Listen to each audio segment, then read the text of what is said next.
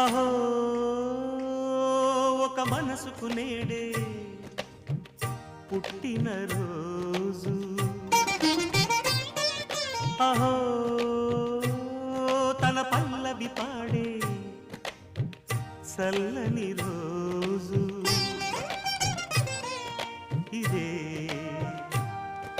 ఇదే కుహు స్వరాల కానుక, మరో వసంత గీతిక జనించు రోజు.